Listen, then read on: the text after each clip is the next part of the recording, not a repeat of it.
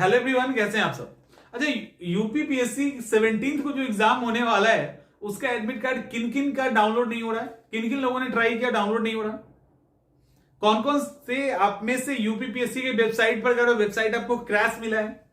मेरे पास कुछ वीडियोस आए और स्टूडेंट ने कहा कि सर एडमिट कार्ड तो डाउनलोड हो रहा है बट मेरा नहीं हो पा रहा, मेरा तो कुछ मिल नहीं रहा, यूपीपीएससी के साइट पे तो लिंक ही नहीं है। मैंने बोला एडमिट कार्ड डाउनलोड हो, मैंने कहा एग्जाम तो तुम्हारा पोस्टपोन्ड हो गया है। तो बोला नहीं सर, आज सुबह में देखो ना आप कई सारे वीडियोस बनाए गए हैं और उसमें यह बोला गया है कि इसमें एडमिट कार्ड भी दिखाया जा रहा है फेक टाइप का, और यह बोला जा रहा है कि अचानक से एडमिट कार्ड रिलीज किया गया, स्टूडेंट का एकदम हुजूम उस पर उमड़ पड़ा वेबसाइट पर, वेबसाइट क्रैश कर गया है तो अल्टरनेट लिंक किए। हमने बोला नहीं यार, एग्जाम तो तुम्हारा पोस्टपोन्ड हो गया है। बोला सर वो तो होना था लेकिन एडमिट कार्ड ही आ गया अचानक से। पता है, आप अगर उत्तर प्रदेश के हैं तो आप ज्यादा अच्छा रिलेट कर पाएंगे। एक यूपीपीएससी ऐसा कमीशन है, यूपीपीएससी की बात नहीं है ये, उत्तर प्रदेश लोक सेवा आयोग की बात नहीं है। उत्तर प्रदेश के लोग, खासकर इलाहाबाद में रहने वाले, मतलब क्या लिंक होता है उन लोगों के पास।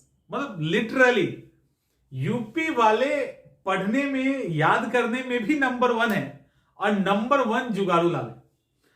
आयोग के अंदर 3 दिन बाद क्या होगा वो एग्जैक्ट जानकारी बाहर आ जाती है और एकदम से वो होता है, ये बात कंफर्म होता है। ठीक है, तो ये जो बात चल रही है एग्जाम पोस्टपोन्ड होगा, ये हो चुका है। अब ऑफिशियल लेटर आना बचा है, तो फिर एक लाइन बोल दिया जाता है कि ऑफिशियल जब तक ना आए तब तक आप भरोसा ना करें, लेकिन हो गया है। ठीक है, कंफर्म है, कोई डाउट ही नहीं है।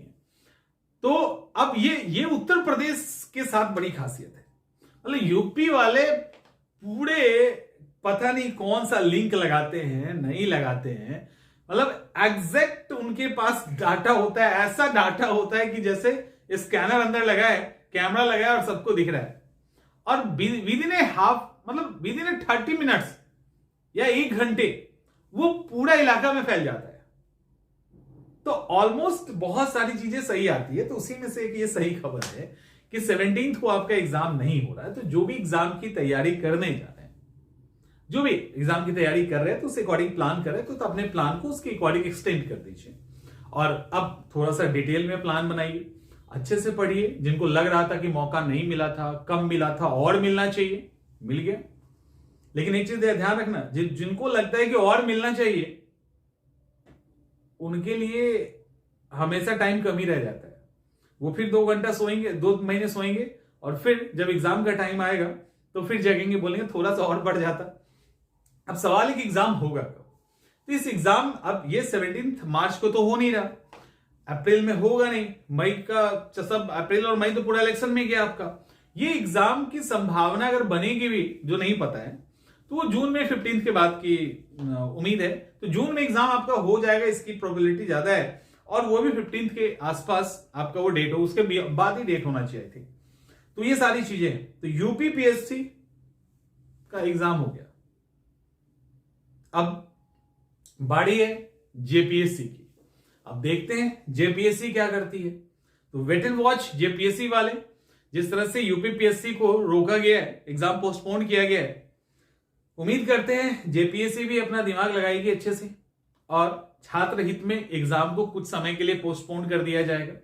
मिलते हैं, जो भी इंफॉर्मेशन होगा जेपीएससी के रिगार्डिंग, जो भी देखो, ये नहीं है कि कुछ भी आके बोल देना है। ऑथेंटिक का जो भी जानकारी है वो गलत हो सकता है, ध्यान रखिए इस बात का, कि मान लो आज के लिए जो ऑथेंटिक है हो सकता है कल गलत हो जाए। अब आयोग है, उसने रैंडम कल फैसला ले लिया कि नियम करवाएंगे, रैंडम फैसला लिया नहीं करवाएंगे। तो इसलिए कहा जाता है कि नोटिस का इंतजार कीजिए, कब दिमाग फिट गया, कब ऊपर से आदेश आ गया, कई सारी चीजें होती है ना। तो आज तक की जानकारी के अकॉर्डिंग, जो बेस्ट सोर्स के अकॉर्डिंग जानकारी है वो ये है, और यही उम्मीद है, यही रहेगा ही। तो ये नहीं होता कि कुछ भी बोलने के लिए यहां पे आ जाया जाता है। और आप में से 10-15 जैसे जो भी बच्चे होंगे, उनको लगता होगा जो कांटेक्ट में है, जिनको दिक्कत होती है, जो डायरेक्ट हमारे क्लासेस के और अलग अलग तरीके से कांटेक्ट में है, तो वो पूछते रहते हैं। 1 by 1 जवाब देना पॉसिबल नहीं होता। और भी कई सारे स्टूडेंट्स हैं जो डायरेक्ट नहीं जुड़े लेकिन यूट्यूब के थ्रू जुड़े हैं, तो यही एक प्लेटफॉर्म है ना जहां हम अपनी बात आपसे रख सकते हैं। बातें गलत हो सकती है, गलती को भी बर्दाश्त करने की क्षमता होनी चाहिए। इतना जल्दी जो है ना बेचैन हो जाते हो, ये अच्छी बात नहीं है। मिलते हैं अगले वीडियो में।